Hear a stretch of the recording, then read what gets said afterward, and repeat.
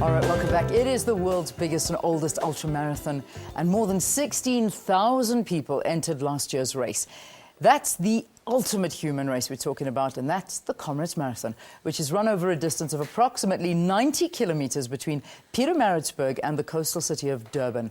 The theme for next year's race, which takes place on the 29th of May 2016, is Izokuthoba, right? Izokuthoba. It will humble you. And it was launched yesterday. So to tell us more about the race, we are joined in studio by the race director, Rowan James himself. Good to have you. Welcome to Morning Live. Morning, Len. Yeah, thanks. Great to be back. I like your first question to me was, how is your running going? I'm like, no, that's a conversation killer. It's not going anywhere. But it's such a growing sport. Everybody is running. Very much so. And I think, just over the last little while, we seem to be experiencing a sport that it's sort of got its second wind. You know, we had a massive boom in the sport in the late 70s, early 80s, and it seems to have just taken track again from that point of view. And I think it comes down to one of those things that it's a cheap sport. You can do it anywhere, anytime. You don't need a team. You don't need a field. Yeah, it's true. You basically just need your feet and your legs and a great willpower to just get on that road and go. And Absolutely. Then you're there. Yeah. You know, I still haven't taken to it, though. I really haven't. But let's talk about the launch that happened yesterday. How did it go? Yeah, went very well. We were very excited. It's an incredible campaign, and we've got Izokuthoba is how you pronounce it. Thank you. That sounds much better. That's it. That's how you pronounce it. Thank you. It will humble you, and I think that's what Comrades is about. You know, it's very difficult to explain it to somebody who hasn't run it. I've run it myself, so I do understand what it's run. I've run it 15 times. 15 times. Yeah, so wow, so you can understand. You know, it is a humbling race, and it was an amazing campaign launch yesterday. Very well received by media, athletes, and sponsors, partners, suppliers. Fantastic. Are you going to be running again next year? No. I work in the analogy. I used to run Comrades, and now Comrades runs me. That's what happens, eh? Oh my gosh, when life suddenly turns itself on its head. Every year the numbers seem to get bigger and bigger and bigger. And some people complain that there's too many people and it gets too packed. I suppose, how do you respond to that? I mean, is there a certain cutoff when it comes to entrance? Yes, Len. What we tend to do is that we've kept the entries at 20,000. Okay. This year's race, we took 23,000 entries because it was a special 90th edition. Now we just revert back to the 91st, so we've kept it 20,000, and we feel that that's what the numbers that are capable what the road and the infrastructure can handle from a safe race. It's very important for us as well to ensure that runners have a fantastic day out on the road, and then from an operational logistical point of view, that's the sort of number that is comfortable that we can work with. Naturally, they don't all start, but we tend to get about 15,000, 16,000 starting each year. Okay. There obviously were a couple of lessons you learned from last year's race. What were they? How are things going to be run differently this year? I think, pretty much it's a well-oiled machine. You know, it's a 90-year history that Comrades has been going over. So there's not a heck of a lot of things that we want to change. Yeah. I think we've got a winning success, we've got a winning formula there, and we take it from there. One of the key things is that we're just going to be re-looking at the seating a little bit at the start as well, just to ensure that a field of that size can go off at a I'm going to call it more a control or relaxed pace. In other words, that we seed the people all according to their physical training ability and athletic ability then, so that the whole start goes off in an orderly fashion, if I can call it that. So that's one of the things we'll be looking to refine a bit this year. But other than that, not too many changes. One of the things that we did change is the qualifying period. Yeah. Everybody has to run a minimum of a 42-kilometre marathon in under 5 hours.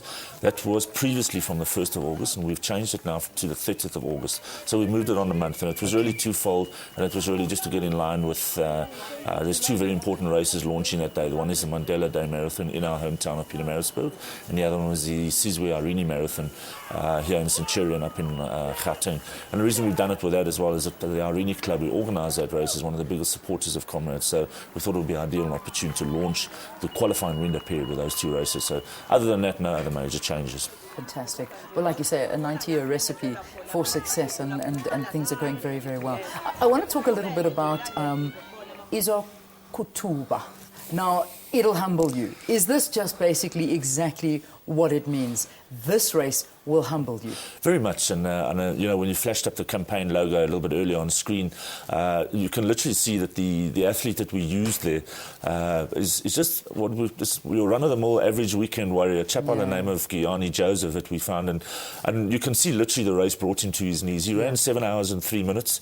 We had him at the launch yesterday, and one of the key things we're going to be using in the campaign as well is really to create him as a hero hero. You know, we have two heroes. In first time in 23 years that we had a South African male and female winning, Gif Keller and Caroline Horsman, and Guion is going to be one of those as well. You know, and it really is the race that humbles you and brings you to your knees. Yeah, I can see that. It's an unbelievable race to watch. I can't imagine what it's like to run, but at heartbreaking at the same time when you hit that cutoff line and you're watching these guys running to the finish line just to be able to get that medal and to say, I got one, but they didn't make it. So it's amazing how many people come back. They come back for more. Very much so, and I think it's one of those things that Comrades has got this sort of analogy as well. That a Comrades run until you've done an up and a down run. Yes. So one of the things that we did introduce a few years back was known as the back-to-back medal. So when you run your first Comrades, be it up or down, come back the following year, run the other direction, get your back-to-back medal, and then you can really call yourself a Comrades runner. Then you can be a Comrades runner.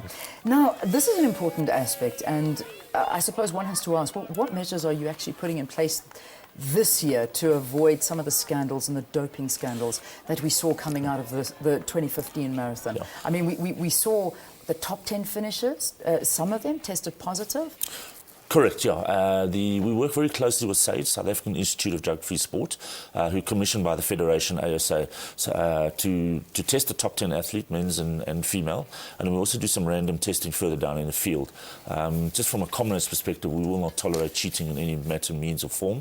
So we certainly adhere and subscribe to what SABC and ASA prescribe on the race day from that point of view. One of the areas that we will be looking at as well, the athlete who finished 6th this year was actually suspended from a race before Comrades, but unfortunately the Federation didn't inform us. So when he had entered as well, we didn't take his entry out. So one of the things that we will be doing is working a lot closer with the Federation Athletics South Africa before the race to ensure that if anybody is already suspended, that we know about it as organisers to ensure that he doesn't enter the Comrades Marathon. Okay, so taking a very, very tough stance on doping. But in your opinion, I mean, how do we get through this? How do we get past doping in sports, particularly in running? Yeah, I think it's an educational process, there's some strange substances out there, and while ignorance of the law is no excuse, I think that sometimes that there are various substances that you can just buy over the counter. So there are some of the athletes that are unknowingly taking substances that they're not aware of it is banned. So I really believe that an educational process would help try and assist those athletes in staying away from various products that are constituted as banned substances. Yeah. And I think very important that ASA as the federation also needs to help and educate the athletes from that point of view, but also things through the media is really the only way we're going to really do it is if we name and shame them and take a hard stance. Absolutely, we certainly subscribe to whatever that is that's laid down by those two organisations. Let's talk about last year's performance by South Africans. It was phenomenal. I mean, it was absolutely unbelievable to watch that South Africans were coming in and taking the medals in this home race that we so deserve. Do you think the same can be done next year?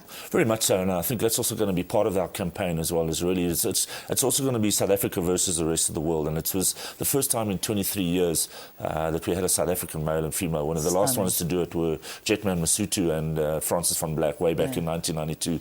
So if you particularly look at the ladies' race, I mean, Caroline Horsman ran an unbelievable, phenomenal race, and then on top of it have Gif Keller following the footsteps of his brother Andrew, who won it in 2001. It was just a real good, feel-good story for South Africa. And one of the things that was interesting on the day is that how many more people came out to spectate when the South Africans really started dominating. Yeah. And, it's homegrown, and we as the organisers will always try and back and support our local athletes to the hilt. Yeah, that's just the way it is. All right, so entries are open. What do people need to know? The entries are not actually open yet. They're open on the 1st. Yeah, they're open on the 1st of September. We have a 3-month window period, 1st of September to the 30th of November, or when the 20,000 entries cap is reached. So what we just there's 3 ways that people can enter. Either go to our website, which we encourage, www.comrades.com. Very easy, and they can go online from the 1st of September. Otherwise, they can post, or alternatively, they can drop off the entries in at the Comrades office in Pietermaritzburg. Well, obviously, last year with the postal strike created quite a few problems as well, so we really encourage people to go online. It's just safer, and it's a 6-month commitment of training to get to the start line. The last thing you want to do there is have a hiccup because the admin wasn't up to date. Absolutely. No, that's the last thing you need. All right, so 1st of September, entries open for the 2016 Comrades Marathon, and Ron James is the man talking to us about all of this. He's a Comrades Marathon director. And next year, of course, is a down race. And this is taking place on the 29th of May, 2016. So you heard you have to be able to do the up and the down to call yourselves a Comrades Marathon runner. Not my words, yours. Shame. Come on, give it to them. If they did this year's up run, they still did well. Absolutely, they're still a Comrades runner, and as we said, it will humble you, and it's a very defining feature, to be able to call yourself a Comrades finisher. Sure, you're telling me. That's fantastic. Well done. All right, let's get